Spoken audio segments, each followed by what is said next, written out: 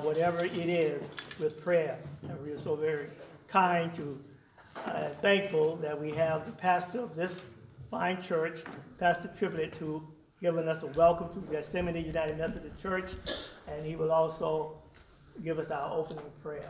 Thank you, Pastor. Good evening, everyone. Good evening. Welcome to Gethsemane United Methodist Church. We like to say that there is hope on the hill, so welcome to the hill where there is hope. And we trust that even through this event that we will glean and catch on to even more of a piece of hope through our conversation tonight. If you should need the facilities are immediately out the door and to your left, and there will be individuals out there to assist you with that. We're just so glad to have everybody here tonight. We're so glad to host you. We're so glad as we are part of the community, and we are glad to have the community, have a piece of what is going on in the community happen here at Gethsemane United Methodist Church. And with that, let's pray together. Loving God, we say thank you for this time. We thank you for this gathering. We thank you for all of your children who are gathered here. We ask, Lord God, that you be in the midst, that you bless us, Lord God, and that you guide our thoughts and guide our words so that they are pleasing and so that they are edifying to one another. And let us leave here saying it was good for us to have been here. Yeah. We ask this, Lord God, in your name, and we say amen. Amen. Amen.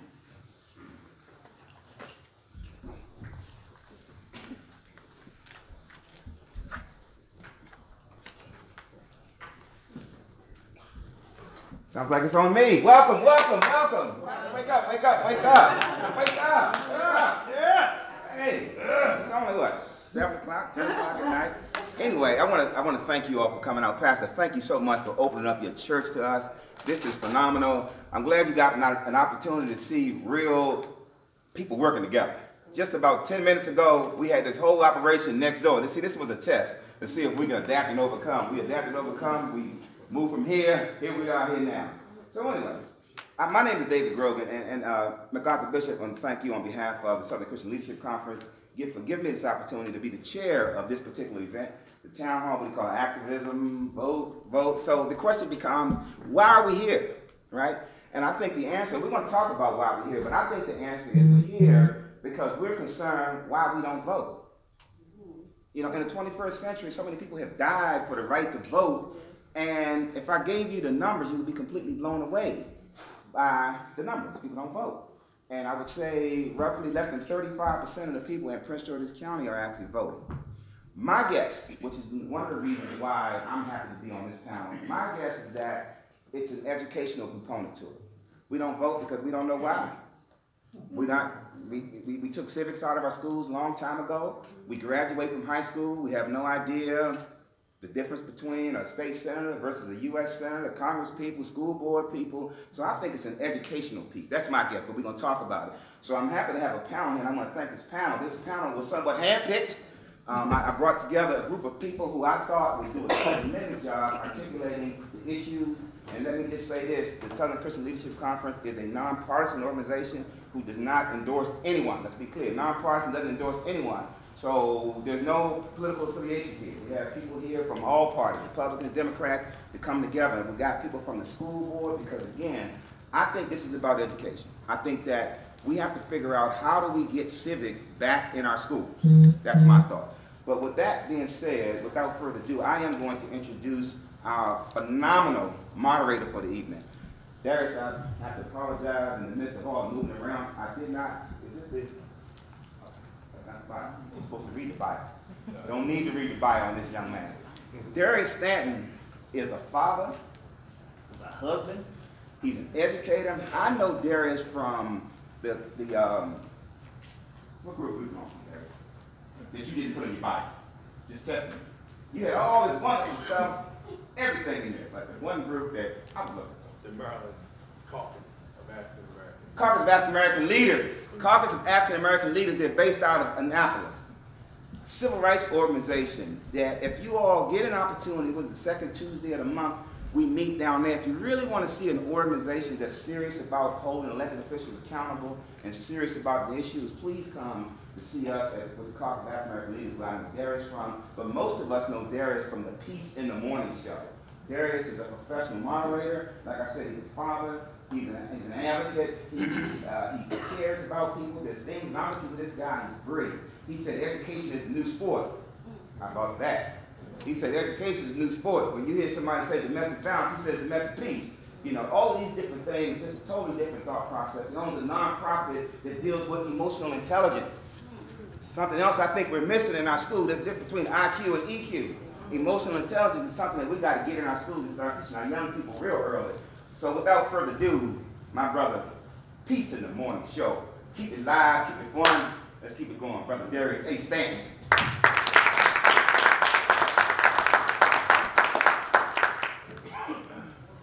Excuse me. Good evening. Good evening. Oh, here we go. Here. First of all, let me just say how grateful I am to be here, to the pastor and all the members of this fine church, the elders. Do we have, who's our elder in the room? That's on. Trustee, where's that one trustee? Probably back there at work. I just need an elder to give us permission to start. There we go. As a tradition of African heritage. All right. Please. I'll see if I can find that. It could be an elder, you know, the oldest person in the room. Come on, my God. That's gonna claim it. There you go. You have my permission to start, young man.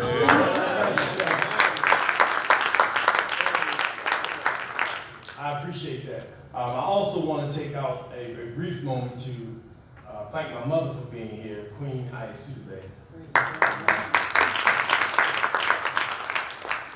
And on that note, all of you all, it is such a pleasure to be here, wonderful opportunity, I'm honored. Most importantly, thank you, sir. We're here to educate and have the opportunity to shape and mold how we see moving forward this year into this election cycle and beyond. Particularly with regard to how we treat each other, and start to focus on using asset-based and solutions rather than deficit words, words that continue to separate people from being positive, but things that are used in negative connotations. It's very important that we start to model what we want for our young people to see, which is leaders who can communicate and dialogue. And so that's what we're aiming for today. In particular, we have some folks on this panel who have really dedicated themselves to being not only servants in their community, but also in public office as well. And so on that note, I'm going to read some of the rules of engagement this afternoon, or this evening rather.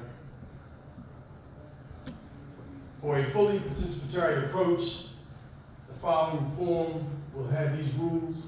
Participants will keep a polite tone and assure the sense of respect and tolerance which permeates the dialogue. The panels will be moderated with a timekeeper to avoid single speaker presentations. So that means we have 2 minutes for each comment. If there's a comment that you want to address with each other, then that part of those 2 minutes will be assessed to your response. So for example, if someone causes or brings something up that you're directly involved in, or by chance happens to name and you want to rebut that comment, in your response of the existing question, you'll have still those 2 minutes. So what you would have to do is manage your time, and those first 30 seconds or 45 to respond, and then the remainder of your time to address the particular question. Remarks should be pertinent to the topic of the session. Photos may be taken. We are live streaming right now, and we will get you the exact live stream so you can share that media outlet. And stakeholders can share their literature or information brochures on the information table.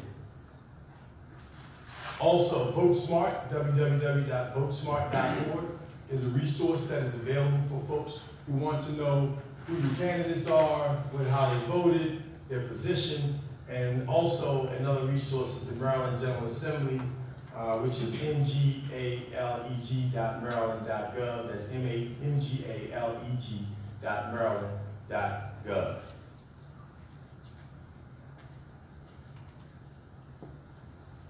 The outcome, by the end of this town hall, we would like to have people leave here being able to make a better decision in terms of what decisions they want, what candidates they would like to vote for, as well as how to select candidates.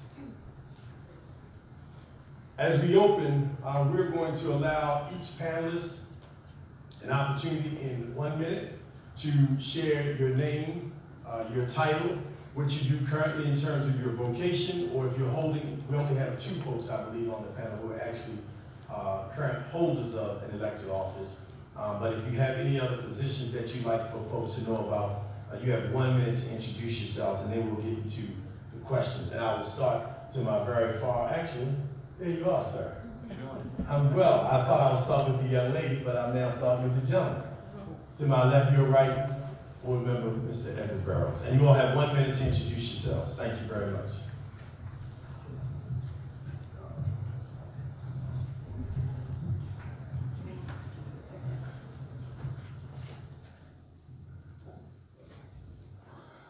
Good evening. I'm Edward Burrows, a member of the school board representing District 8, which is Fort Washington, Temple Hills, Oxon Hill, Camp Springs, the southern part of Prince George's County. And I'm a school board member. I do apologize for having to duck out early. There's a PTSA meeting tonight that starts at 7 o'clock, so I'm trying to be in 2 places at the same time. But I look forward to the discussion. Thank you. Good evening, everyone. Good evening. My name is Rahila Ahmed. I'm the Board of Education member for District 5, which is parts of Bowie and Upper Marlboro. In my day job, I work for a nonprofit called New American Leaders, which empowers immigrants to pursue public service. And I'm an advocate, activist, sister in faith, and sister in service.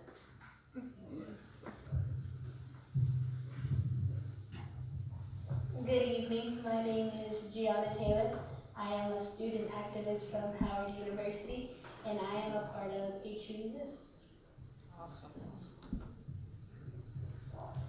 Good evening, how's everybody doing tonight? Right. All right, one more time, how's everybody doing tonight? Doing good. All right. My name is Juwan Blocker. I am a recent graduate of our Prince George's County Public School System.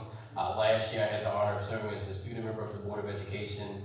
I am now a current freshman history and government major at Bowie State University and a candidate running for the Prince George's County Board of Education in School Board District 3, which is Hyattsville, Mount Rainier, Delphi, Shillong, and Langley Park area, and I'm happy to be here today. Looking forward to the discussion.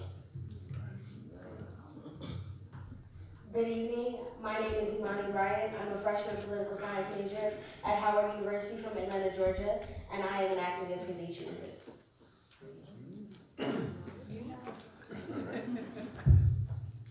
Good evening, everyone. My name is Brandon Cooper. I have the honor of serving as chairman of the Prince George's County Republican Party, also on the Maryland Republican Party Executive Board. I have to say that I'm also a Howard grad. To my left, I finished law school at the University of Maryland in Baltimore. My day job, I do public affairs, communication consulting, and I'm studying for the bar coming up in July. And I look forward to the discussion today. Good evening, everyone. I'm Monica Roebuck, and I'm also a Howard University graduate. Bowie State University as well, master's degree in teaching. I'm an educator, I'm native Prince Georgian, I'm an activist, I'm an advocate for social justice issues that are affecting our community, and I'm happy to be here to discuss how we can increase voter participation and activism within our community.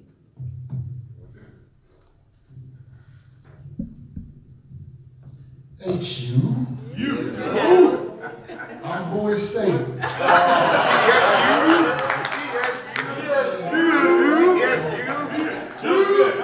My name is Calvin Hawkins. I'm one of the candidates running for county council at large. I see another individual in here whose voice has been very powerful and inspirational on the campaign trail, Julian Lopez. Try to get him to sit up here because of his age. And I also see Councilmember Karen Tolles in the back. She's also running for county council at large. I believe in shouting out those who are on the same trail that I'm on. And again, I work during the day the county government. I've worked there for 23 years, but my adult life has been advocating for citizens and trying to ensure that justice prevails no matter where we are.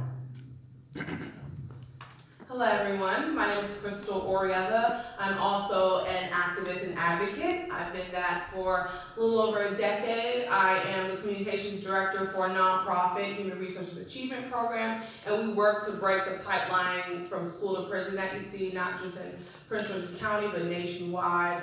We have to figure out a way to systematically stop incarcerating our children. I'm also an advocate for criminal justice reform and a candidate running for County Council for District 7. And I just look forward to any conversation and dialogue we have around how do we get people energized and excited about voting and participating and how we elevate the issues and concerns of our community. Good evening, everybody. My name is Kevin Austin. I am a college professor at Bowie State, and I'm also a co-host of the Cultural Divide Experiment, which we are filming this right now.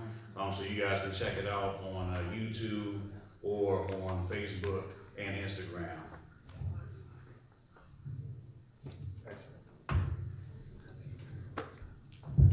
Let's give our panelists, esteemed panelists, a great round of applause. And I also want to commend them for sticking to the time. So we're starting off on a brought together. Because we want to make sure that as a community, we model succession and we model intergenerational leadership, which simply means that we want to have the voices of young, the voices of the mid, and the voices of the more senior. Because it is so important for us to be able to create pathways of succession. And that is one of the things we're modeling tonight. We thought about having a panel which had the Generation X and then the Millennials, but we agreed that we thought it was best to be able to combine the panel so that we could hear from all sides and people could see that the generations may not necessarily change, but people individually have those views. And so it's important that we continue to promote and model that. So let's get to work. We will also have an opportunity, if time permits, for questions from the audience. And we'll actually do the same thing. We'll actually limit your questions to 1 minute, and we'll give the candidates 2 minutes, the panelists 2 minutes to respond. All right? We're going to start at the other end with the professor. And the question is, how can you influence others in the electoral process? Okay, so I think just to answer the question, one of the best ways to do so is to be informed and to educate yourself and then share that information with the people in your circle. It's always sometimes we underestimate the power that we have as far as influencing the people who we are around and what information we might know, they might not know. So I think it's best to just inform the other people, have those conversations in your free time and talk to people about what they should be looking out for, things that's coming up, share some stuff on Facebook, etc. Thank you. Next.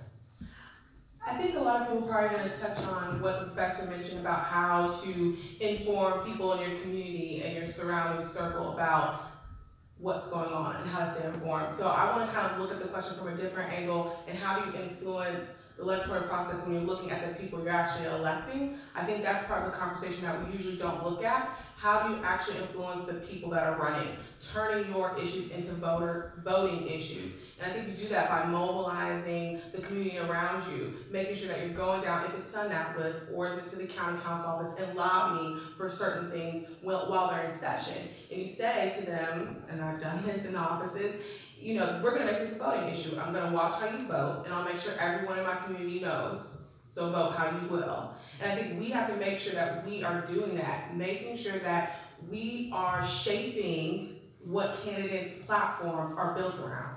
Because what a lot of candidates do, they look to say, what does the voting population care about? And if your issues aren't part of the conversation, you're not part of their platform. And if you're not part of the platform, then you're not part of the things that they're pushing for the next 4 years. And so you have to make sure that you're elevating those issues. And one of the things that we've been doing, I'm also the chair of Progressive Maryland for Prince George's County, is how do we make criminal justice reform a voting issue? Because it's never been something that the masses care about, right? Because you didn't even have the right to vote at a point, felons re-entering citizens. So now what we've done is figure out how we can shape the conversation around reentering citizens, asking people that are running for county executive, would you be for having an office that would be focusing on these individuals that are coming back in our community?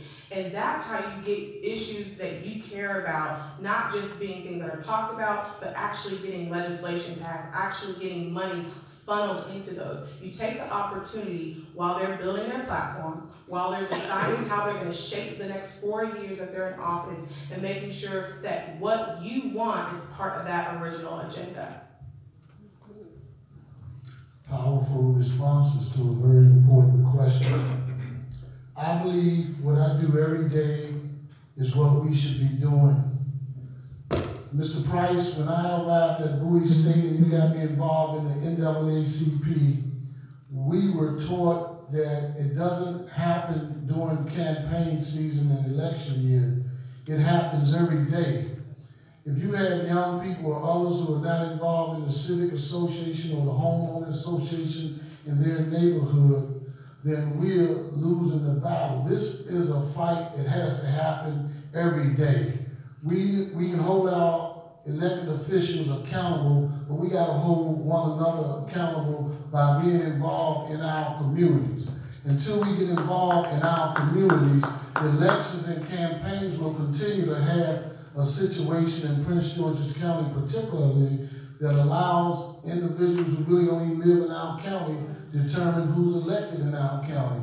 So what I'm saying to you, our fight and our organizing has to start tonight, every day, and you gotta do like I do. Look at the voter, it's free. Look at the voter registration, and just look at the people in your community and see who's going out to vote and who isn't, and just talk to them. Don't judge them because they're not voting. Give them reasons to vote and let them know that if they don't have anything else to vote for, no offense, Donald Trump is in the White House.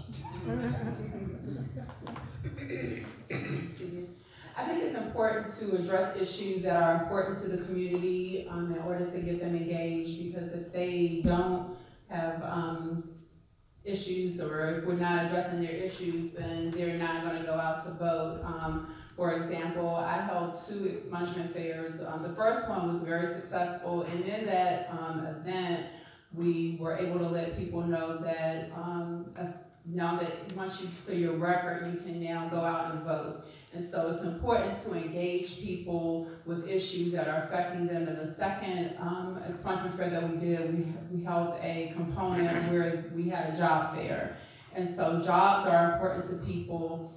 Housing is important to people, and like Calvin said, it's important to discuss the issues that are important to people, and so that they will see the direct connection in between their vote and the community. And so we have to make the connection that their vote is tied to resources.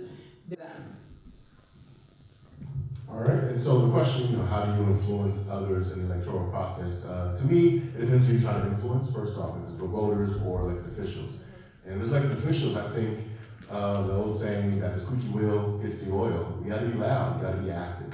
And whether it's talking about participating in forums like this, calling your office as elected officials, I think too often, and not just in our community, but we are talking pretty much in the predominantly minority room right now, we get all active and work through an election year, and then we go to sleep for 4 years until the next election cycle comes around. And I think being active 4 years as a full-time job, not just in an election year like this year, but next year too, and the year after that, and the year after that, I think really the squeaky wheel gets the oil. And then also I'll add that a bundle of sticks are stronger together. I think if you're really trying to influence those elected office, we need to collaborate. I mean, tonight with the SCLC, they partnered with the Congress of Black Women and so many other organizations as well. We need to do more of that, because I think that we all have a lot of similar issues, and if we're coming together on some of those issues, we'll be a lot stronger. One last thing, I guess the third reason, I think, if you're influencing politics, and we all know this, unfortunately, but money. And I think that's an unfortunate reality. Having worked in politics in DC and Maryland and across the country for the past 12 years, that is a reality. Money does have influence in politics. I see Emily Poker in the front row. I think Progressive Maryland, the organization you lead, has been pretty active in trying to get money out of politics in Maryland. And that's an issue, I think, that crosses party lines. So those 3 ways, making noise, working together, and unfortunately dealing with the money in politics, how you don't have influence. I just want to thank you all for continuing to adhere to the time, and thank you also for our timekeeper right up front that's giving the lovely postcards to let people know your time is almost up. So, how do you influence others in the electoral process? That's the question. One thing that I noticed in my generation, because I'm Gen Z, I'm not a millennial, we are the new generation, and we are starting to be able to vote. The youngest of us was born, I think, 97. And the thing that I think is influencing us the most is Twitter and social media and understanding the power of social media. The reason a lot of us were very active in 2016, even though a lot of us couldn't vote, was because of Twitter. And so I think like harnessing the power of Twitter and other social media as forms of ways to influence others and get people to really start talking and having conversations that need to be had is about meeting people where they are. And for my generation and for younger millennials, it's really about social media and harnessing that power and meeting people where they are.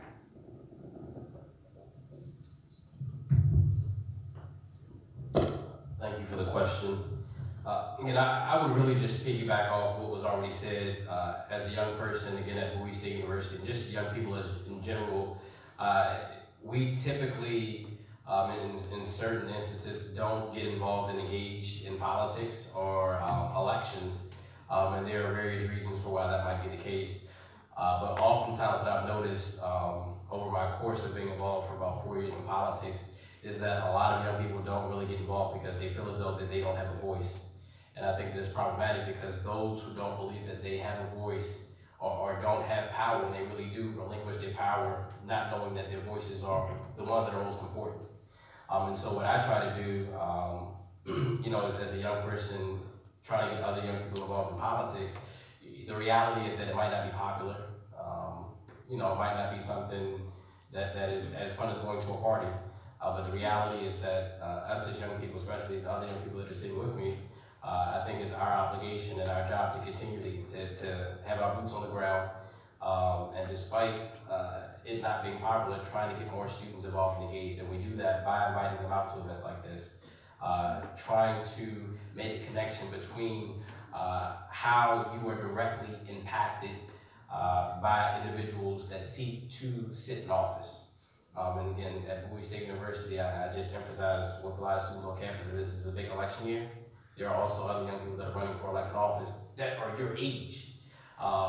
And the reason why you have to be involved is because it ultimately determines the impact of school funding is the biggest thing that I've been preaching since I've been at Bowie State. I look forward to working with this panel to continue to be committed to making that difference and making sure that everybody is involved and engaged as much as possible in the political sphere and the electoral process. Thank you. I would say that helping getting people involved is letting them know that like all politics are local politics. So you might not think that it's directly you affect immediately, but it will in the long run. So voting in those like the more smaller elections that lead up to presidential elections can help a lot in letting people know that everything that happens up until that point affects you and making it more relatable for people who don't know how it will affect them versus with like schools and stuff or things that happen in your community in different committees you can be a part of to become more involved in the process.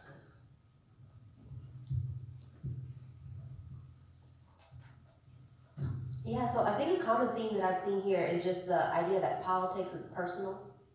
Getting out the vote is personal. And in order to get out the vote, you have to contextualize it. You have to put it in front of somebody and make it real.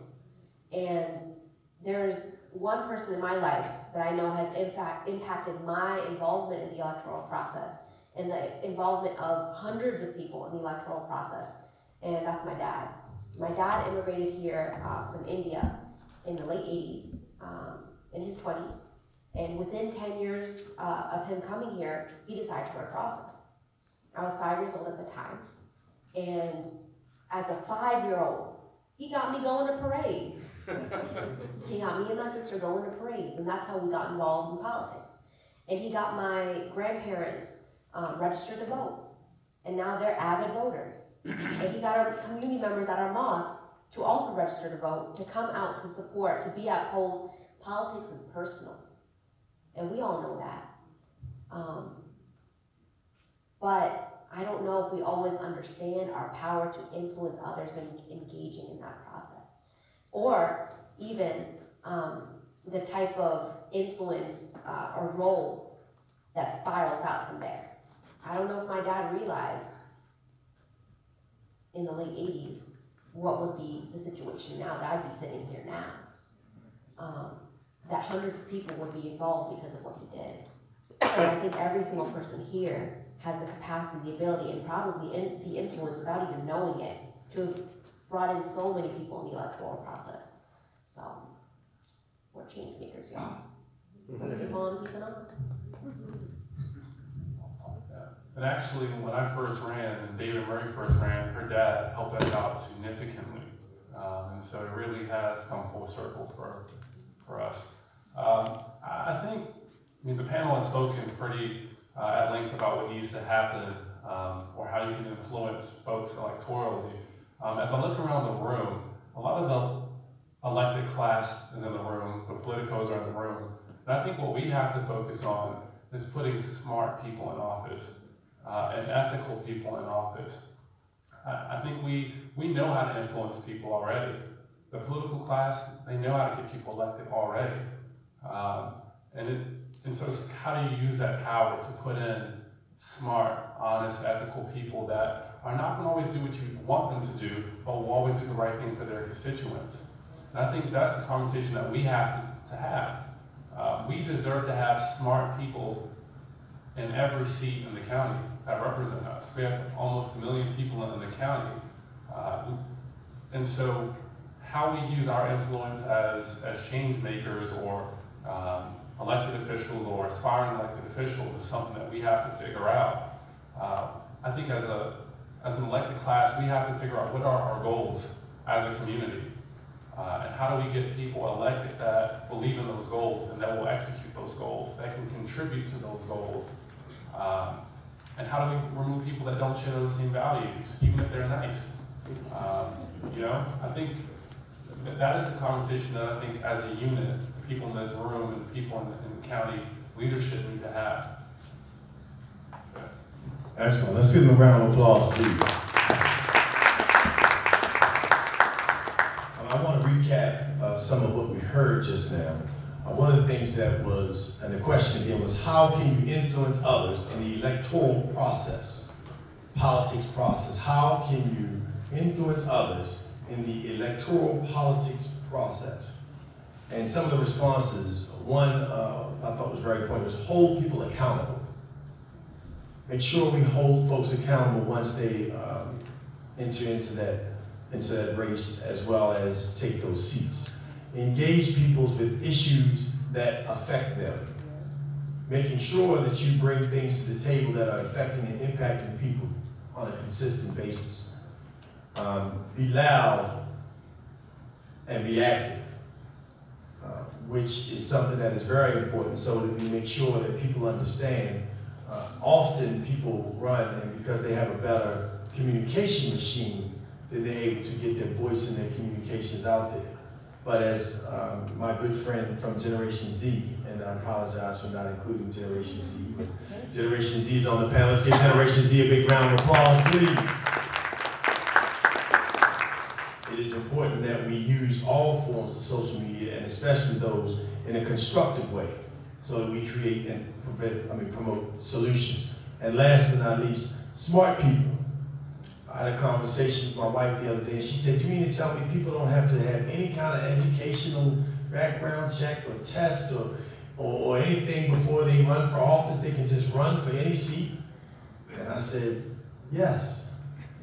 And there's a great deal of value to that, because it does not, what it basically does is remove barriers from people who do not necessarily have a formal education, who have not necessarily been ingrained and embodied in politics per se. But what it also does is it makes us, as my mother taught me a long time ago, ask key questions, which is what we're going to do, keep on moving to. So our next question, which we will only take half of the table, because I don't think it's necessary to exhaust this question. So I'm going to start with Mr. Burrows because he has another engagement. How do people find out how current individuals are doing in their existing roles? Again, I'll repeat the question. How do people find out how current individuals are doing in their existing roles? And let me just be clear, existing roles meaning what you're doing in the community before you are elected, or if you're currently sitting in a seat, which you've been doing since you've been holding that office. Mr. Burrows? Well, I think beforehand, you would go on someone's website, or hopefully you're electing individuals that have already been in the community doing some type of work. And so you have some level of familiarity with them. If not, go on their website, ask around. Is one way. If they're in office, watch, at least for the school board, all of our meetings are on YouTube. You can watch every meeting any public meeting that we've had, you can watch it and see how individuals vote. I'll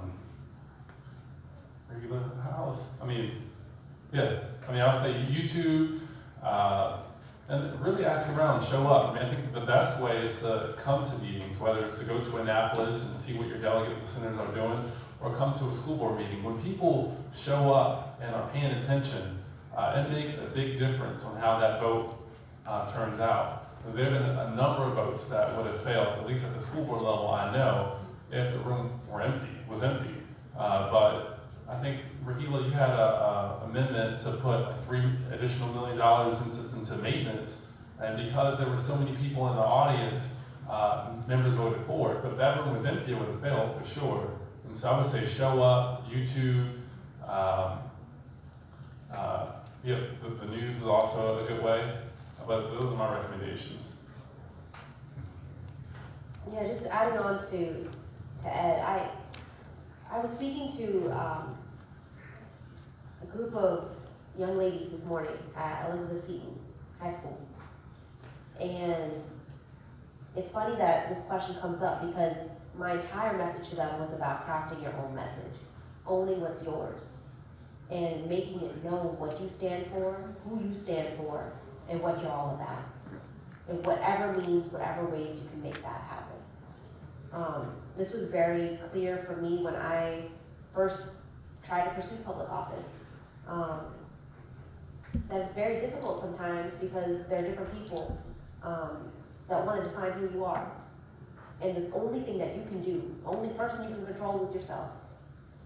And so tagging on to Ed, the very tangible ways of making sure that you're online, on social media, presenting yourself in the way that you want to present yourself to other people, in personal interactions, going to community meetings. All of those are different ways to execute your narrative, but ultimately you're responsible for creating it.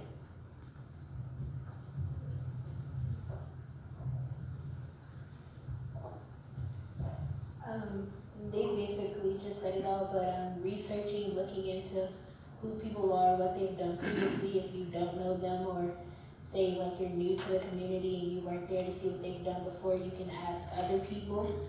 I know they have like LinkedIn profiles and things like that you can look up for people. A lot of things that people do when they're in office are in like national records, so you can look into those as well as watching the news or going on social media. Nowadays people tweet everything, so it's all there. It's like people give you all the information, you just have to want to find it, you have to want to go look for it. So just go find it.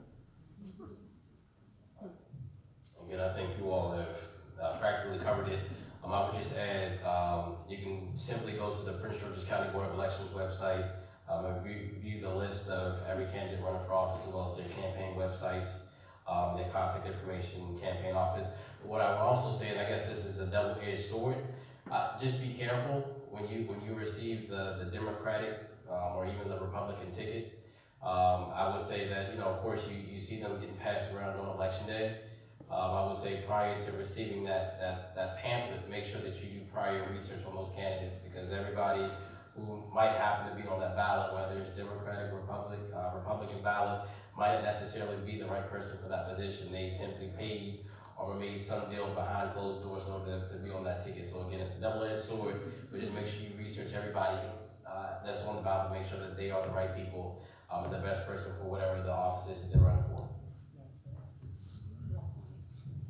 Definitely, I think you guys have covered most of it. But the one thing that I will say is that I have done, especially in 2016 when I was in high school, is that I researched the entire ballot, every voting decision, especially in my district, and like I gave that information to my grandmother because she can vote. She doesn't know exactly who's on the ballot, she doesn't necessarily know their voting record. She didn't agree with everybody's votes on everything, and it's really important to make sure you share that information because you may know personally what you believe in and you know what the person that you're voting for has done in the past, but not everybody else may know. And I think it's definitely important to share that information with everybody you know, especially people who can vote. And Mr. Cooper was interested in addressing this as well. If there's anyone on the other side who has pertinent something that has not been said, we'll allow you to share as well. Definitely. A lot of it's already been said, but I think, as you said, it has to be found. I studied at Howard political science for 4 years, just finished law school 3 years, and I'm still a little confused about how politics all works. And so it's not easy. If something's ever given to you on a silver platter, you might want to question it. The question is, how do you find out about the current individuals in office? And it takes work. It's hard work. And I guess on the flip side of this question of how do you find out about current individuals, how do you not find out? And for me, I think we talked a little bit about the media, and it's been in the news a lot in the last year or two. We have someone in the White House who's talking about fake media, but for me, I always use a lot of quotes, because I know I'm not the smartest person who ever lived, and one of my favorite quotes, long before Donald Trump was talking about the media, is from Malcolm X. He talks about the fact that the media is the most powerful entity on earth, because it has the power to make your friends look like your enemies, and your enemies look like your friends, and they control the masses. And so I'm always questioning when I have, things delivered to you on a silver platter in the media. It's too easy. It'll take some work to figure out about your elected officials. You're gonna have to go down and talk about websites and researching what they do in office. We always are very woke during election year, but we don't really know what's going on between them. And I'm telling you, there are a lot of actions, a lot of votes. We got a couple of elected officials on the panel. They're making decisions every day. And so I would say that the next time you vote for somebody who's been in office already, think about 10 things they did while they're in office. And if you can't think about, at least 10 distinct votes or actions they took, maybe you need to take a second look at who you're voting for each election cycle. No? All right. Okay. Anyone else? All right. Excellent. Again, I'll recap that. Thank you all for your responses. How do people find out how current individuals are doing in their existing roles?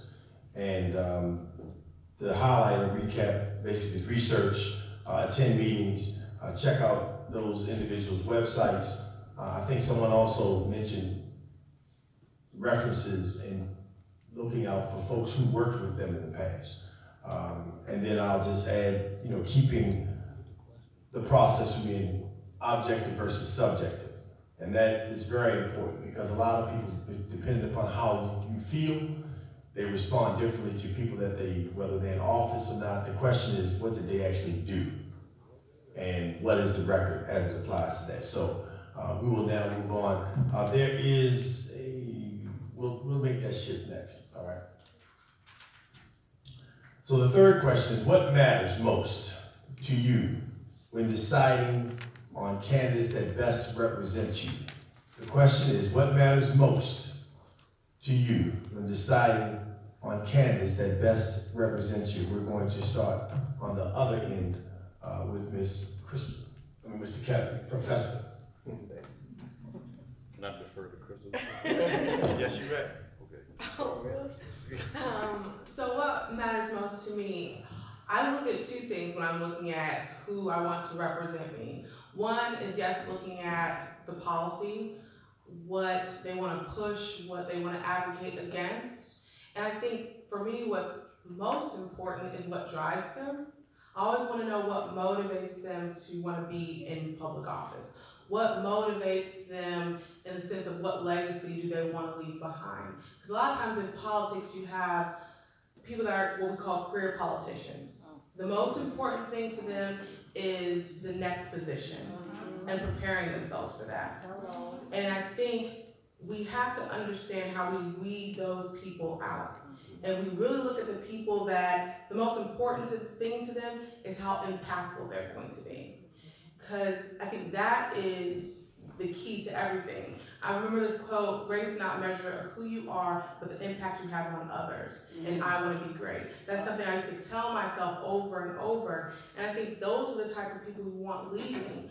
People that are motivated only by the things in which they want to achieve from a policy legislation standpoint and who they want to advocate for. Now that might not always be your camp, because there's some people on the other side that are truly motivated by what they believe, but it's not to help you.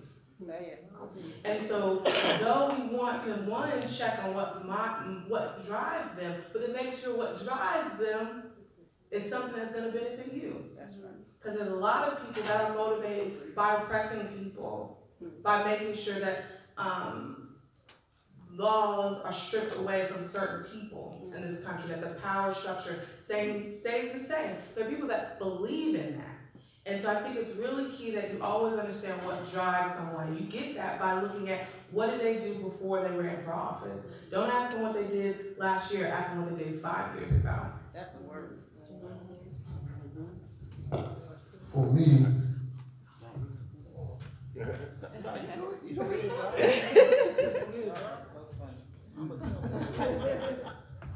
Okay, so what I think matters the most, definitely piggybacking on what Crystal already said, is a person's integrity.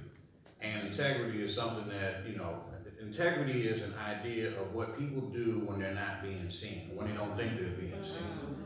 And a lot of times, it always reminds me of this Jay-Z quote. He said that you can always watch people, see how people are doing by not watching them. So when people are, if you're out there and you just kind of watch people's moves and just see what they're doing and how they're operating, I think you can gauge a lot about their integrity and what they would bring to whatever, seat or position that they are actually looking to work into or be a part of.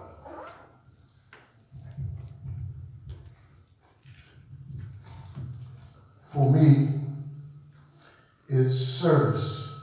Service, service, service. With that comes not only integrity, but accountability, responsiveness. I want elected officials who know a little bit or have some of the characteristics that a Barbara Jordan had. I want elected officials that I can follow who know what Marion Barry did for Washington, D.C. I want elected officials who could follow some of the things that Wayne Carey did to transform Prince George's County. I want elected officials who believe in service no matter what. They're going to put the people they serve first and not have them put that particular elected official first. For me, character is important. Character and honesty is very important. You have to let your yes be yes and your no be no.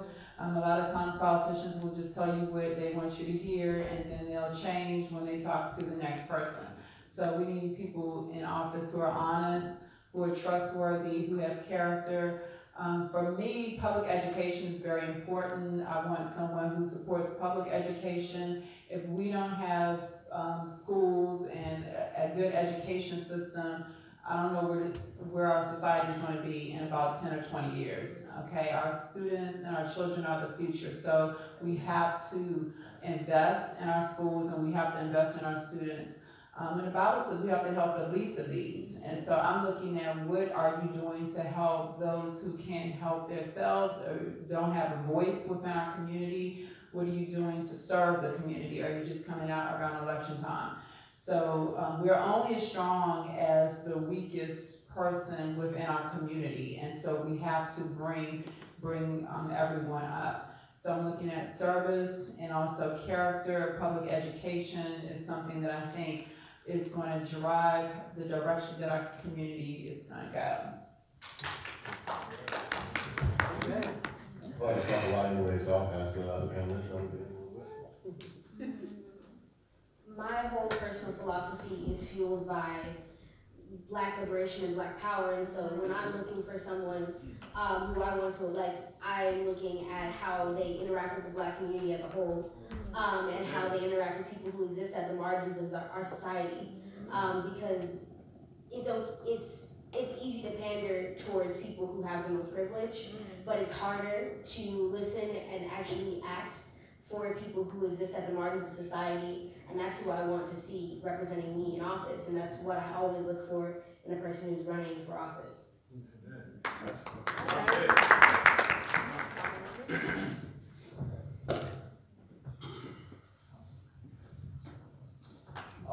Again, I think a lot of people have already said some of the things that I would look for in somebody that's running for office. But one other thing I would add is authenticity. I think that's extremely important.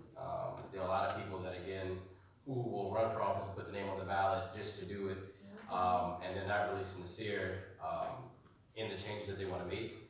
I think that, people can determine based upon the way that the person speaks about what it is they want to do or what they have done, if that person is really serious. I look at service. What I would also say is that you don't have to have a title or be in elected office in order to make a difference. That's right. And I think a lot of people forget that we get so caught up on titles that, some people, from my experience as a community organizer, I was able to do more to a certain extent out of public office than I was in public office because I had more leniency to pull coalitions and things together. So again, I would just say authenticity, number one, character, passion, drive, and then also that experience. I want to know what you have done prior to wanting to run for this office. Because we have a lot of people that run, but we need to see what you have done. That track record is extremely important. I would say the impact that you would have as an elected official on the Black community, much like Imani said, about Black liberation, that we are very marginalized. So what can you do to help advance Black people and other marginalized people in all communities all across the nation and the world, and kind of connecting everyone together? Because there's a lot of disconnect with the Black bourgeoisie people and lower class people, and how we could all be connected to help one another, and how you, as an elected official, could impact us positively and help that connection be restored. Y'all, I just want one thing. I want a fighter. I want a fighter. I want someone that's gonna fight for the right at the table, because our systems were not built for marginalized communities or marginalized people of minority communities. I want someone that's gonna fight for those communities, because it's so hard to fight. And being on the other side now, y'all, I did not realize this going in, but I see it every single day, that it's a decision for a person to fight for something, and not everyone does it. That's right. So I just want a fighter.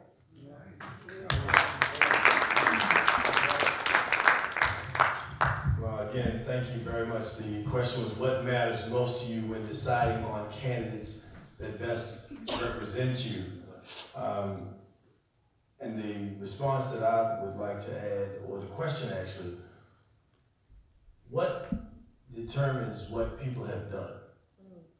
So when you talk about that, are we talking about backpack giveaways, holiday giveaways, or we're talking about programs that you can go and look up the record and see that they have expunged 100 people's records.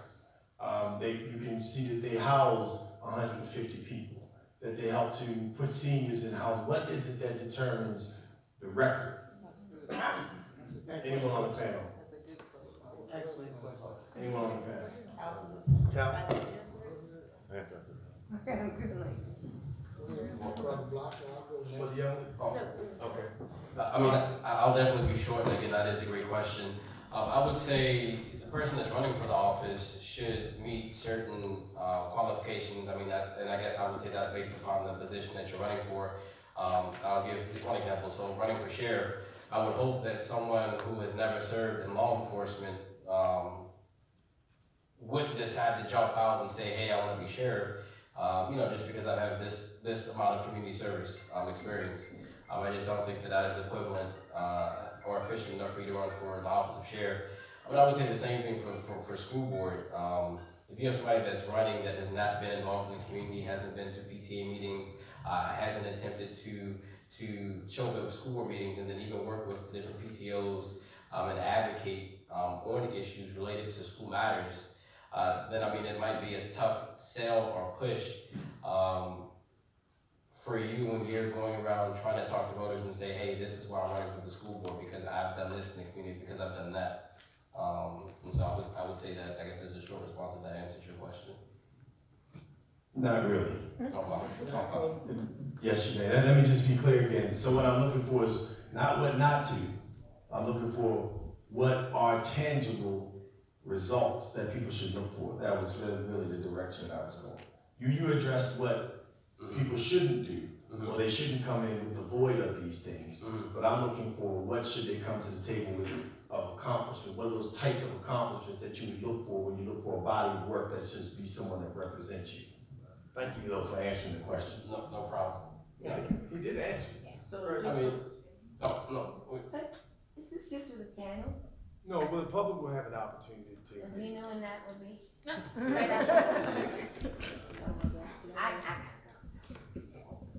I like them all. For me, it's, the tangibles are that senior citizen that could not take care of her monthly expenses and you came to her aid, not so much with citizen or taxpayer dollars, but you used your own resources to assist, or some group of kids that needed some assistance and you went out of your way to make something happen for them. And that's why I decided to get into this, because too many individuals are just, what you said, doing things, but they should do it, these government funds. But what are you doing that people will go out of their way to stand up for your candidacy because you've done something in their lives that they didn't expect and no other elected official would help them with? It's the kind of things that Dr. King spoke about. Do some stuff that you're not doing it to run for office, but you're doing it because you're going to make someone else's life better. And that's what I believe we should look at elected officials' track records. And I just wanted to add something from a tangible standpoint. And I think when you're looking at what they're running for, if they're doing something that's a legislative body, then I think they should have experience either drafting policy, lobbying for and against policy, so they're coming with some lens of competency when it comes to the role in which they're doing. So to your point, I think on one hand, like they mentioned earlier, if you're running for a position and whatever position it is, if it's legislative, if it's the sheriff, if you haven't done something tangible, some type of bill you can reference or piece of legislation that again, either helped draft it or you were in some process of lobbying for it, against it, testifying. So I think that a lot of times there's one thing to just be present and there's one thing to be active. And for me, you could show up to meetings, because that's what people do on the campaign trail, they show up to every single meeting. But what did you do? And I need a list of something that you did. And that can also be, if you're saying you're an advocate for food justice, then did you start something that aligns with food justice and ending it? Did you work with bringing a grocery store to your neighborhood? Did you work with churches that give fresh produce to help seniors since there is no longer a grocery store? Did you bring a farmer's market to your community? Did you do something? Not just show up and talk about it. Because I think sometimes we just talk and people show up to meetings, but you can't tell me one thing that you've done that aligns with the platform in which you built, then I have a problem with that. Because you're just building a platform around what you told you and talked about, but not building a platform around what you've done. Because if you say education, then you should give me an education policy or something you've advocated for. If you say criminal justice reform, show me some bill that you fought for. Show me something you've done. Don't just show me some meeting that you attended. There's someone next to me. Oh, okay, go ahead. You said, could you ask the question? Yes. Sure. Quick comment. Yeah, so a lot of us already been saying, but again, the question is how do you manage to determine the impact? Impact someone's had. So for me, it's all about results and effectiveness. If you voted in 2014 on education issues because you wanted to see improvement, and 4 years later, in 2018, you're still voting for improvement in education, that means something didn't happen in the last 4 years. That means that, and some of us, you know, we're going on for decades and fighting for the same, vote for the same issues every election cycle, and yet it never gets solved. So for me, it's about results and effectiveness. You know, it's not how many bills have been passed, it's not how much money you throw at an issue, it's not how many years you've been in office, it's about the results. And for me, honestly, it should be that what you're asking for each election cycle should be changing because the person you voted for actually did something to fix it. My mom's a nurse, and so I get a lot of medical analogies. She used to tell me that, you know, when you're sick, you can always address the symptoms of your problem. You can address the sore throat, the fever, the body aches, you know, whatever's going on, the runny nose. But that's not the cause of your sickness. The cause of your sickness is the virus or the bacteria. Until you address the cause, you can deal with the symptoms all day. Until you address the cause, you will not fix the problem that's going on with your body. And so paralleling that to politics, you know, there's a lot of symptoms that we're dealing with. The Census Bureau released a report that from 2000 to 2016, the only racial group in this country that has not seen an increase in wealth is the Black community. The only racial group. And so during those years, we did a lot of things to fix the symptoms, we got a lot of money spent, a lot of programs passed, but the problem never got fixed because the cause is not there. We can talk all day about what the causes are, but to me, again, how you judge is on the results and the effectiveness of people in office. Excellent. And your question? Okay, so my question was for the person that spoke before Crystal. I'm not sure who it was, I'm sorry, I can't see everyone. But about like the things you do before you get into office, like helping the elderly lady and the kids and whatnot. How do we know that people are genuinely doing that because it's something they wanted to do rather than doing that because they know that it's something we're looking for in a track record? Good question. For me, when I raised those statements, I said I have 23 years of doing that, and it speaks to the number of citizens in Prince George's County who are involved in my campaign and the number of individuals who have given me small donations for it. I wasn't doing it to run, but I got to a point in my adult life, like you all did at Howard, that enough was enough, and I could be that unconventional candidate and use the resources and the contacts over the years that I've made and look those elderly individuals in their face along with those parents or that single mother who kids I helped and say, you know me, you know what I stand for. So let's help one person at a time change this system and say enough is enough. And the People's Movement supporting my candidacy have an opportunity to do that in June. So hopefully I answered your question. Excellent, thank you very much. We have a new guest that joined us on the panel, and I would ask her to please, if someone would pass her the microphone so she would be able to introduce herself. Please, let's give her a round of applause in advance. Thank you. Hi, my name is Millennial. I'm a member of the Prince George's County NAACP. I'm actually the the young adult chair, and I also work for Delegate Angel, our chief of staff. And I'm new to politics, but I've learned a lot. This past session was my first session, and I look forward to learning more and contributing to this conversation.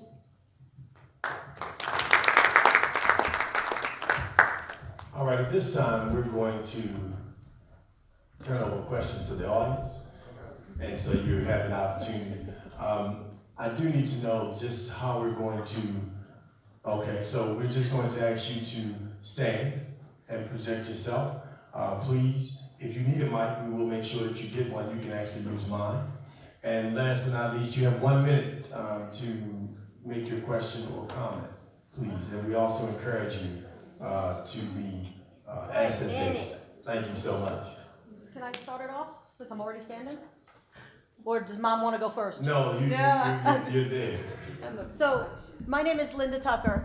I'm actually from Bowie. So I've come a long way to hear you ladies and gentlemen speak. And I want to say thank you to all of you. You have all taken a step that many of us don't. You've stepped up to the limelight with all of your skills and presented it to us. That takes a lot of courage. Thank you.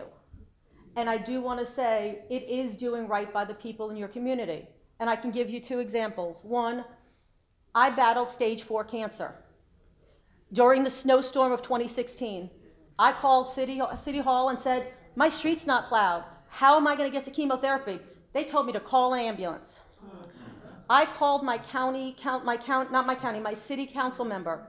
He is 21, first year in office. Not only did he get my street plowed, he came and plowed my driveway so that I can get my car out. Now that's somebody who didn't tell anybody that he was coming over to my house. But I make sure everybody in Bowie knows what he did, because that takes that behind the scenes that nobody notices. And then the second thing is Maglev. If you want, that was a train that was coming through our communities.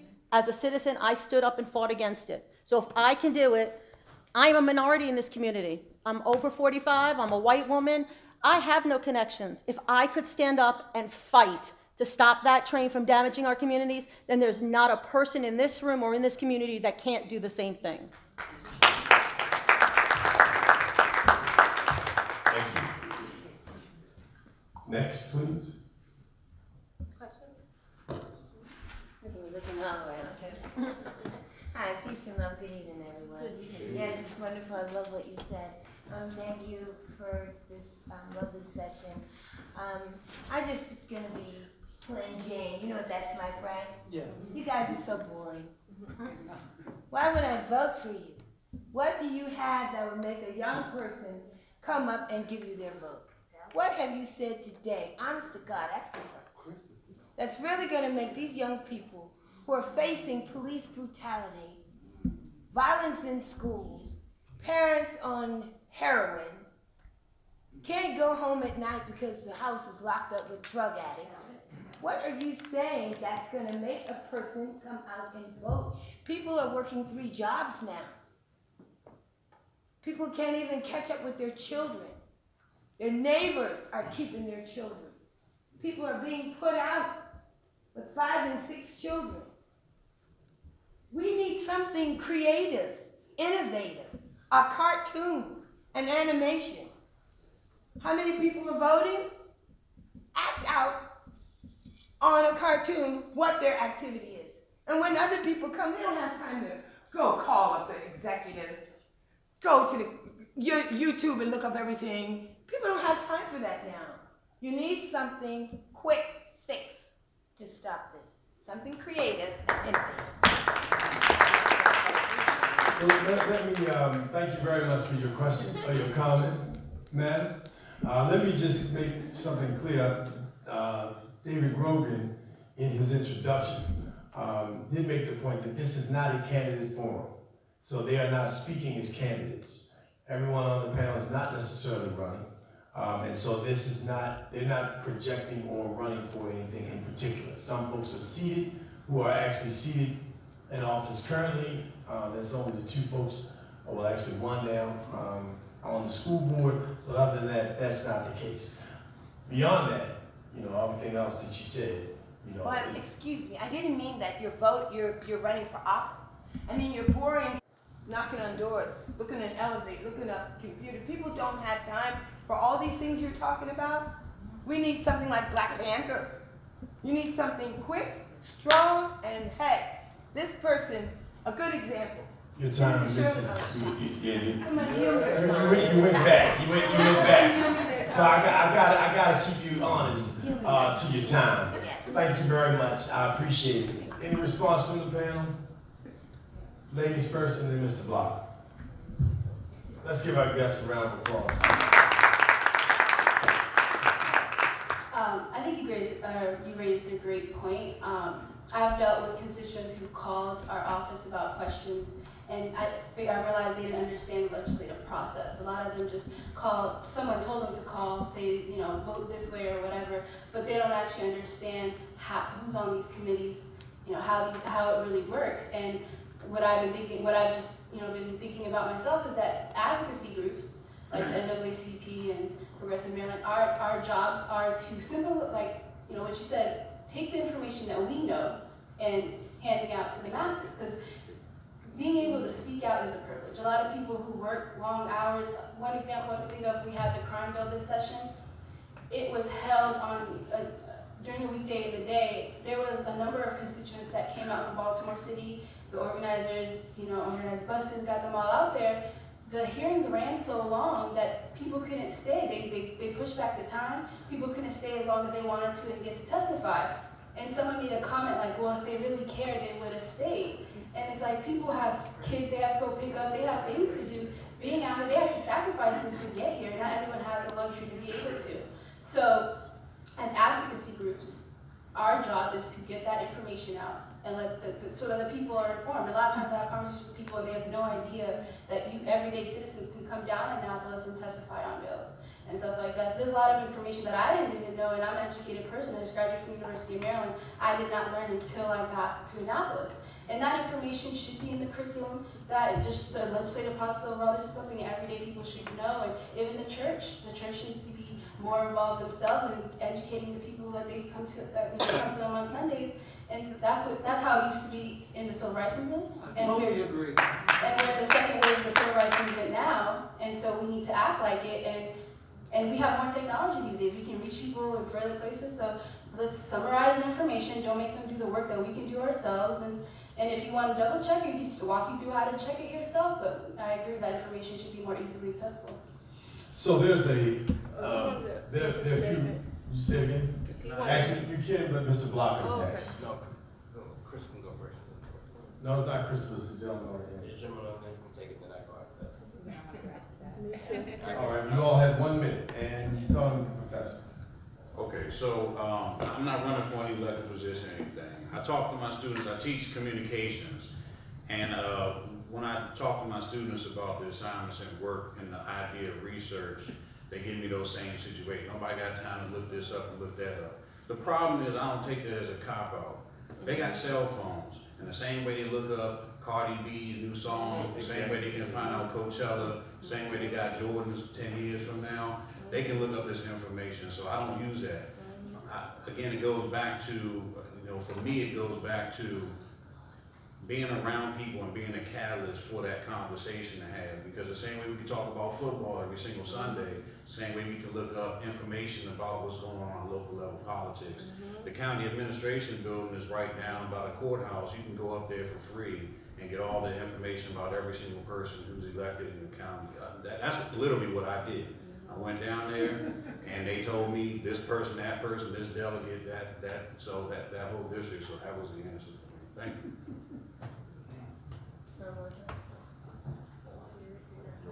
Do you want us to just go in order? Or? Sure. Okay. I would say, I would have to agree that I think that a lot of people, there's two parts to it. I do think that when you have a new generation, you have to find out ways to engage them. Even when I was working with the Obama campaign, we would go to nightclubs to register voters. Literally stand outside, ask the club if they would do some type of partnering with us. We let people in free if they register to vote. So I do believe in meeting people where they are. But there's another side to this where people have to take responsibility. And that's the advocate and activist in me. Because I've worked, again, on national campaigns where I was out doing everything, trying to get my friends to come out and canvass. Come out, door knock, come out, do anything. And not one came. But then, we as advocates and activists are still blamed for no one wanting to be engaged. And I'm tired of taking responsibility for those that do not care. Because I care. I've cared for a long time. My father was almost deported from this country. I've been always active in fighting, always to push what I believe in, but then people do not care. And some people have to take responsibility for their circumstance, take responsibility for not voting, take responsibility for not coming out. So this forum should be packed with people that are engaged, but they're not. We try every single day as leaders to get people engaged, but at some point, people in their circumstance have to take responsibility for the circumstance in which they are in. I will try, and everyone on this panel will try. I know party, if we're not on the same party or not, everyone tries to advocate and get people involved, but at some point it has to stop being just our responsibility. We are in the same state as everyone else, just advocates. Thank you. Well, if you're talking to me, can I even respond? Mr. Block, and then we'll come out back to the audience. I'll just simply say this. You did bring up some valid points. I'll be very open. Again, I'm the oldest of 5 siblings. My mom struggled. She's a cafeteria worker. She doesn't make a lot of money. She's also dealt with evictions multiple times. But I still managed to be here today because I saw the importance of being involved and engaged. And so what I will simply say is that as somebody coming from similar backgrounds that you have mentioned or gave one example to, we simply have to meet people where they are. But ultimately, it can't be an excuse for why they can't be involved. Because we meet you where you are, and we have to show you and also explain the reason why you need to be involved and engaged. But ultimately, you have to make that decision to want to be involved and engaged. And I would just leave it at that. So we have this young lady behind me in the gray, and then the gentleman in the back wants to respond, and then over to the left. So we're gonna go in that order. And I just want to also see, yes ma'am, but I do want to just make this quick point. This is the crux of why we're here. This is the crux of why we're here. So if we spend a little more time on it, we'll work to keep it organized. But this is the crux of why we're here. And then where it meets the middle is how much information are we expecting people to have? Those people who have the information, making sure that they get that information, and then holding people accountable. As Mr. Hawkins said in the beginning, we have to hold not only our elected officials, but we have to hold the people who are in our communities accountable too, because they're spending dollars, they're spending time and energy on those things that they think are important. And so it's important for us to make sure that we create that vehicle for people to be able to get that information, but also you have to stand up. Yes, ma'am. Yes, good evening, and thank you all for this wonderful town hall. The question that I have, one of my mottos has been for many, many years, shut it down, and so I'm very proud, particularly of the folk here from HU Resist, because I remember the A building days back in the 80s when I was at Howard University. But my motto has always been that we have to learn how to shut it down or turn it up. And so my question to you becomes, how is it that we get people engaged in understanding the importance? If you can't do nothing else, you can shut a street down, you can shut a building down, you can shut people down with your voice and with your feet. How do we pass that message on to the masses that even if you don't have all of the knowledge, when you know something is wrong, there's something you can do to shut down the process until somebody can hear you. Can you help me understand?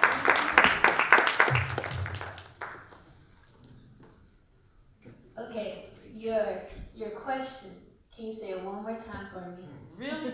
No, not the whole thing. Just there was like a certain part that you said. So my question is, how do we get people to understand that you can begin the process of anything by either shutting it down or turning it up? So that gives you time to educate the masses and help people to understand what's going on. How do we get that message across, not just to the young people? I know it because, like I said, I was back in the A building back in the early 80s at Howard, but how do we get that across to the masses that let's begin by learning how to shut stuff down so that people can hear us, or turn stuff up so that folk will notice and respect our presence? From personal experience, making it personal, letting people know that this too affects you, that I'm not just up here screaming and hollering and protesting for my health.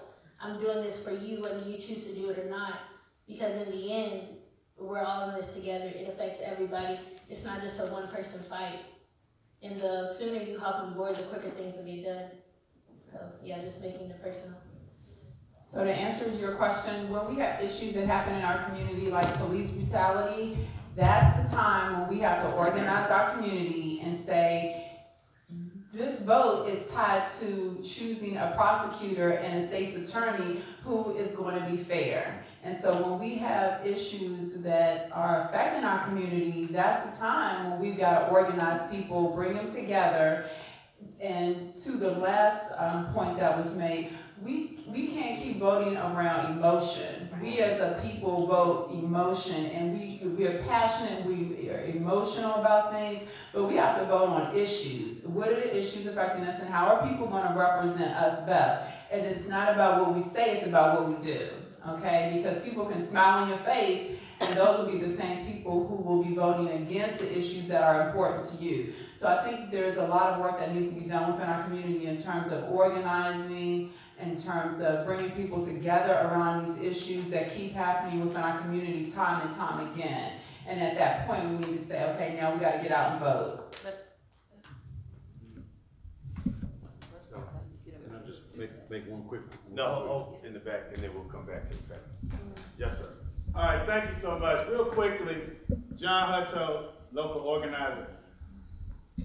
Dr. King, the principal founder of SCLC, gave a speech where he said, if you give us the ballot, we'll transform the South.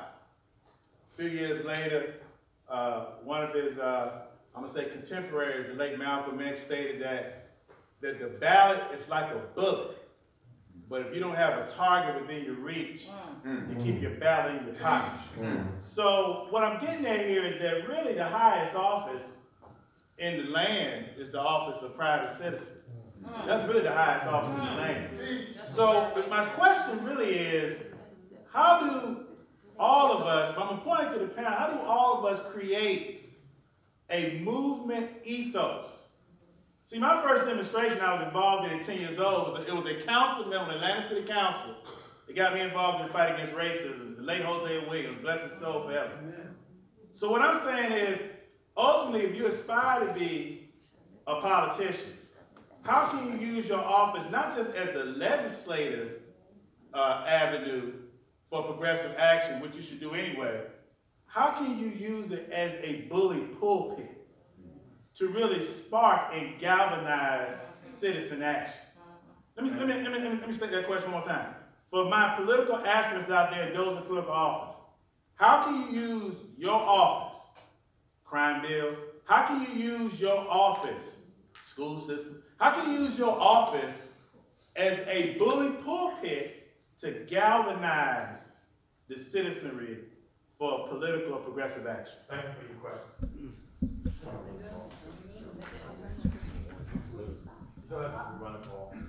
Oh, well, that issue, so kind of mixed in both. I think Jamila's question and yours in the back, my brother. We're talking about office. I'm not running for office, I'm chair of the county party. And I think one way that I've been trying to use it as a bully pulpit is, as my colleague here, Monica said, is on issues. We are actually working together on one of our issues that are passionate to us, HBCUs. And so there's a Democrat and a Republican working together, trying to organize, because as people may not know or not, HBCUs in Maryland have been underfunded. And then it started last year, and started before going on for decades. We've been fighting for decades.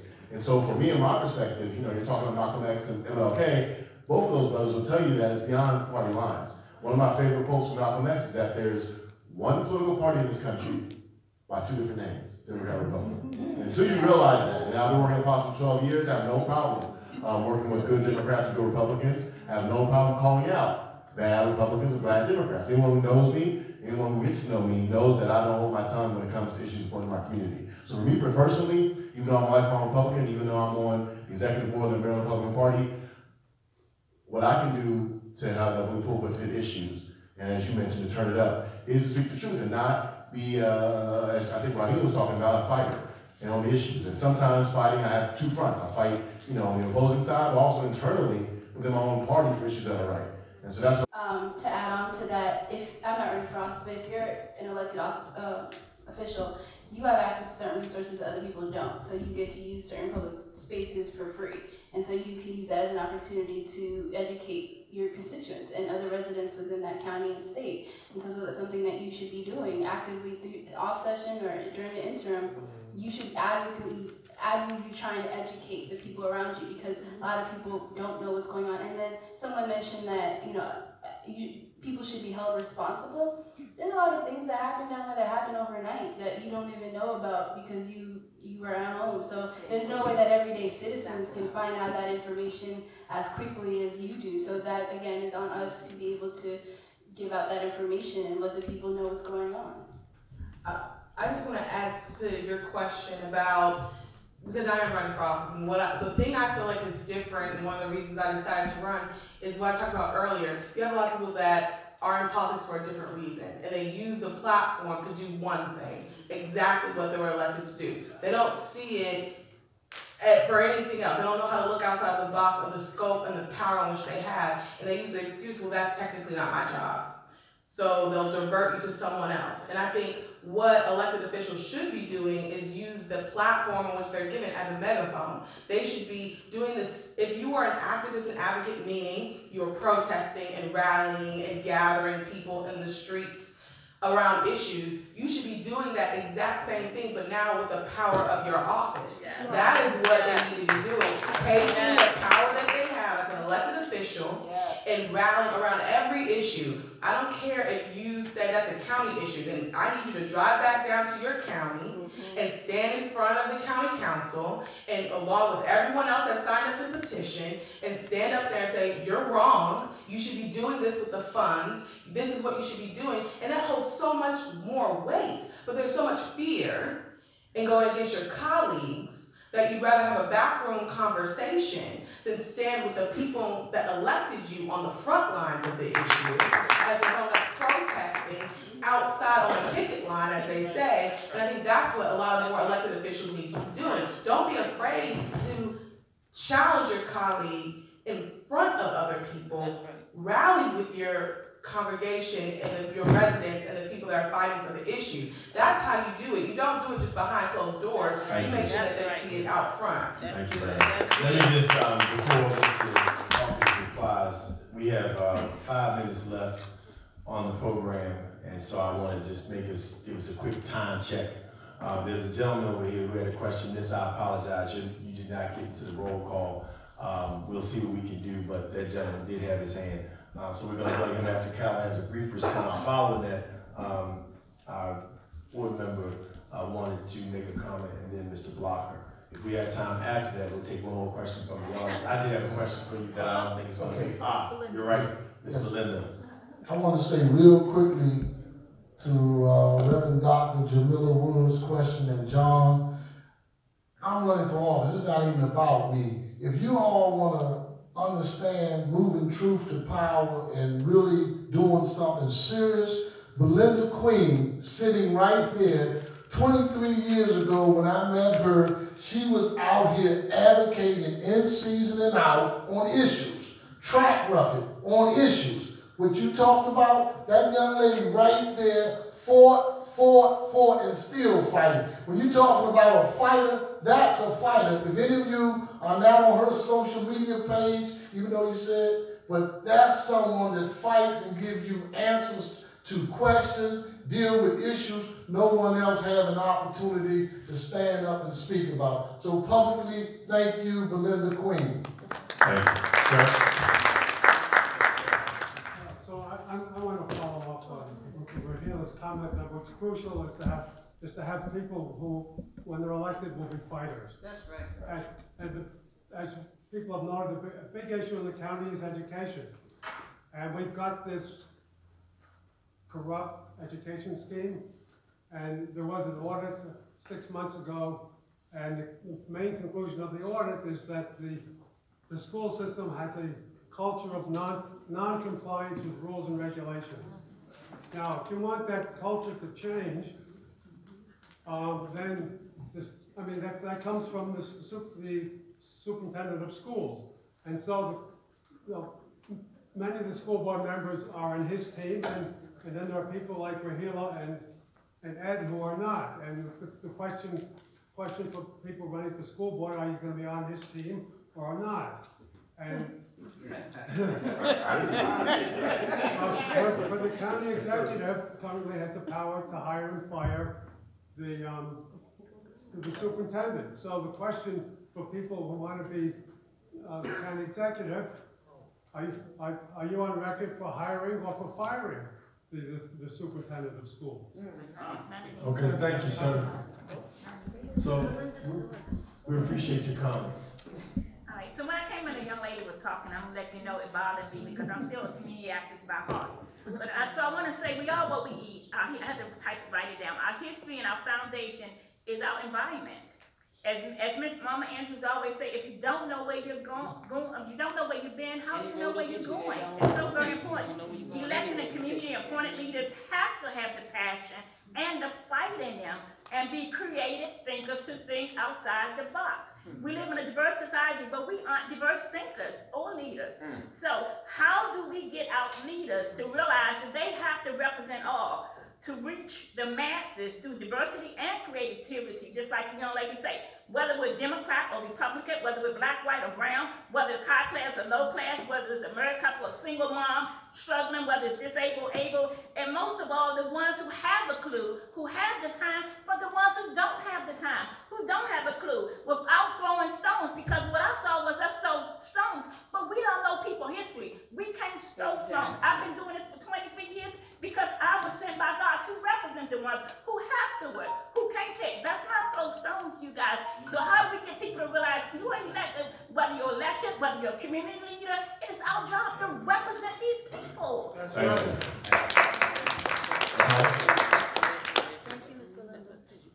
Let's go. I think I'm good right Okay, now. okay. So let me just give you the, first of all, it's 8:30. All right. So I want to just give you that it's 8:30, so we have to bring this to a close. You're reaching for the mic to do. Okay, to close out. So let me do this. First, let's thank all of our panelists for giving us.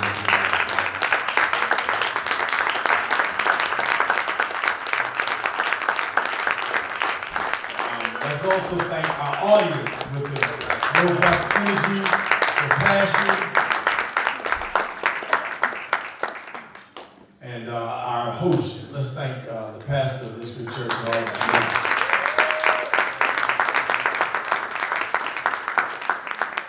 And last but not least, the SCLC and the National Congress of Black Women.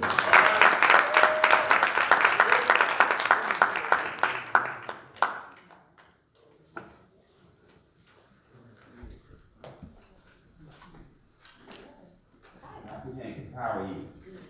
Okay, we apologize. Initially, we wanted you to speak before, and we wanted to give you your sponsor. We thank you, and we at least want to give you a few words to tell us a little about your organization.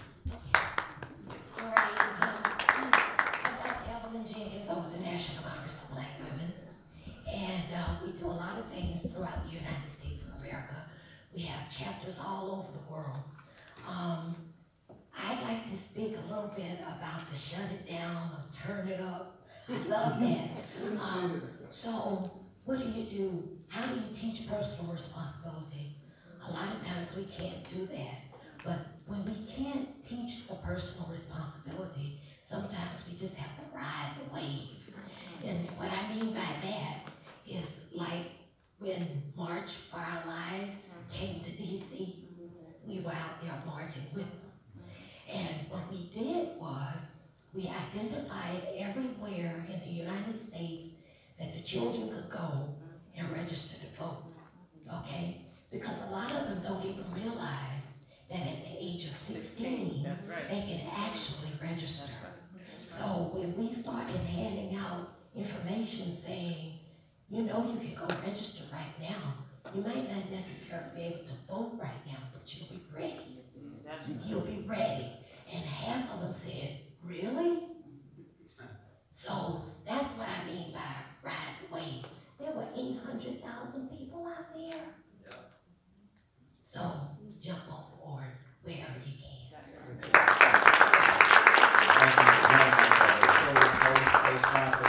At this point, I'll turn it over to our distinguished president of SCL Southern Christian Leadership Conference.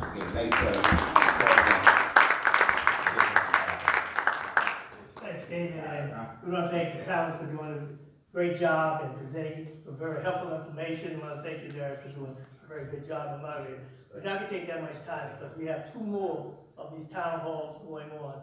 The last one is on education, so we want you all to be available to attend that. It's probably going to be in Greenbelt, Maryland, on the 1st of June.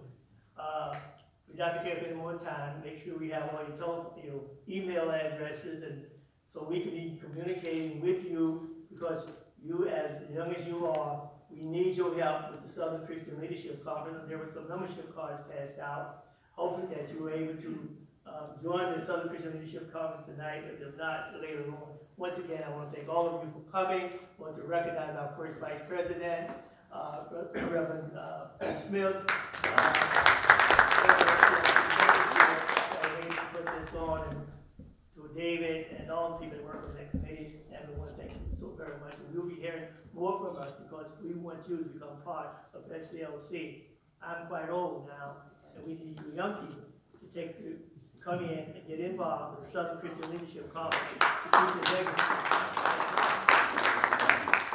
Thank you. Thanks a lot. So on the way out, we'll have early voting sites for people who would like to take a couple and share with their peers, family members, and friends. And without any further ado, good night. Good night.